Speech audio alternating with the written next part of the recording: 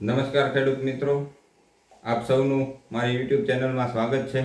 અત્યારે જે કમોસમી વરસાદ થયો છે તેમાં જે ખેડૂતના હાથમાં આવેલી જે 4 મહિનાની મહેનત છે તેના ઉપર કુદરતનો કહેર વરસ્યો છે।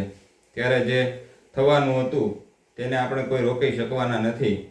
આપણે સોશિયલ મીડિયામાં જોતા હોઈએ છીએ કે ખેડૂતના જે પાકમાં નુકસાન થયેલું છે તે બધું દેખીતી રીતનું છે અને કુદરતી રીતે જે આપણે આપદા આવી પડી છે તેના માટે ભગવાનને પ્રાર્થના કરીએ કે આવી આપદા ફરીવાર ના આવે।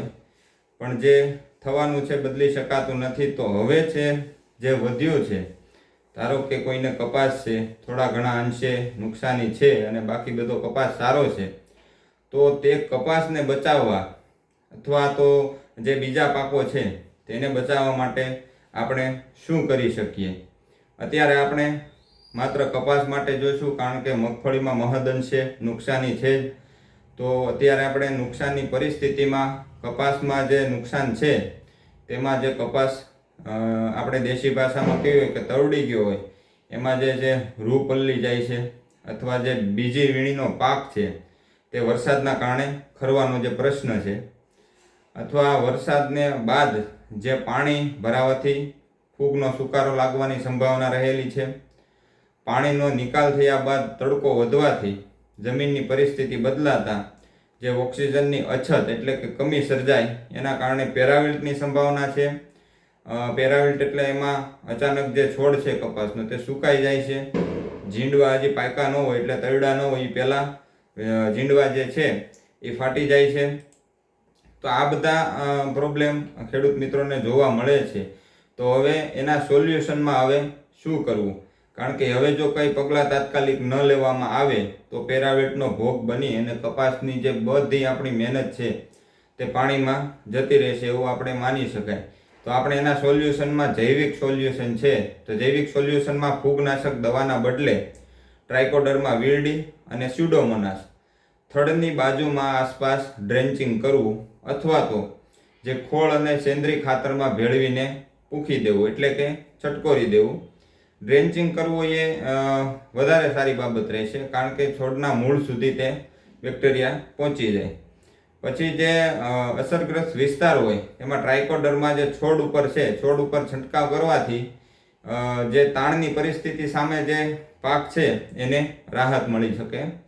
પછી ફાલ ખરતો અટકાવવા માટે, ખરી ગયેલો પાક છે એ તો આપણા હાથમાં નથી, પણ જે આવનારો પાક છે એ ફાલ ખરતો અટકાવવા માટે સૂક્ષ્મ તત્વની, ખાસ કરીને એમાં જે બોરોન છે, બોરોનયુક્ત સૂક્ષ્મ ખાતરોનો સૂક્ષ્મ તત્વનો જે છે એ આપણે છંટકાવ કરવો પડે છે। પછી તત્કાલ કરવાના ઉપાયો એટલે કે જૈવિક નિયંત્રક તો પછી આપણે કરવા, પણ તાત્કાલિક પહેલાં શું આપણે પગલાં લેવા। નીચાણવાળો થોડો ઘણો વિસ્તાર હોય ને સહેજ પાળો હોય તો એમાં પાણી ભરાઈ ગયું હોય તો એ પાળો જે છે તે તોડીને પાણીનો નિકાલ કરી દેવો। આપણને ખેડૂત મિત્રોને ખબર હોય છે કે આપણા ખેતરનો ઢાળ કઈ બાજુ હોય।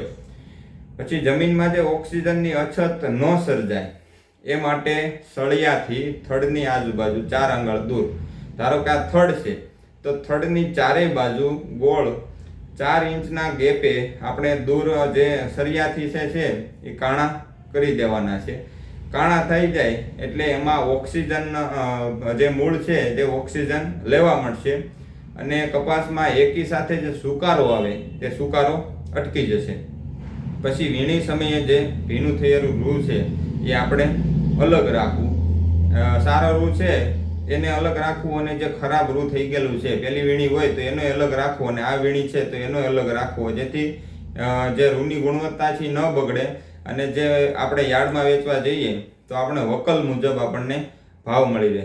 હવે છેલ્લું સોલ્યુશન છે જે રાસાયણિક છે। જો જૈવિક અને જે તાત્કાલિક ભરવાના પગલાં છે એ બે તો આપણે લઈ જ લેવાના છે, તેમ છતાં કંટ્રોલમાં ના આવે તો જ આપણે રાસાયણિક પર જવાનું છે। એટલે કેમિકલ બની શકે તેટલા જ મીનમાં ઓછા વાપરવા। ફૂગ જે છે એને લાગતી અટકાવવા માટે ફૂગનાશક દવાઓ જેવી કે મેન્કેઝોબ, કાર્બેન્ડેઝમ પાવડરનું મિશ્રણ અથવા તો કોપર ઓક્ઝીક્લોરાઇડ અથવા ટેબુકોનાઝોલ અથવા એઝોક્સિટ્રોબિનનો છંટકાવ કરી દેવો, અથવા તો એનું ડ્રેન્ચિંગ કરી દેવું। ડ્રેન્ચિંગ મેથડ સૌથી સારી રહેશે. એટલે આપણે ડ્રેન્ચિંગ કરવાની સલાહ આપીએ છીએ. તો ખેડૂત મિત્રો, આપણા હાથમાં જે કપાસનો પાક છે એમાં જે આ બધા તાત્કાલિક પગલાં લઈ અને આપણે તેને જે છે એ પાછો વાળી શકીએ છીએ. તો ખેડૂત મિત્રો, તમને આ વિડીયો સારો લાગ્યો હોય તો આ વિડીયોને લાઈક કરવો, આ વિડીયોને બીજા ખેડૂત મિત્રોના ગ્રુપમાં શેર કરવો, કેમ કે આ વિડીયોની અત્યારે ખેડૂતોને જરૂરિયાત જ છે કે હવે પછી શું કરવું. અને અમારી ચેનલને સબસ્ક્રાઈબ કરી લેવી અને બાજુમાં જે બેલ આઇકન આપેલું છે તેને પ્રેસ કરી દેવું, જેથી વખતો વખત અમે જે માહિતી મોકલતા હોઈએ છીએ તે આપ ખેડૂત મિત્રો સુધી પહોંચી શકે. જય જવાન, જય કિસાન.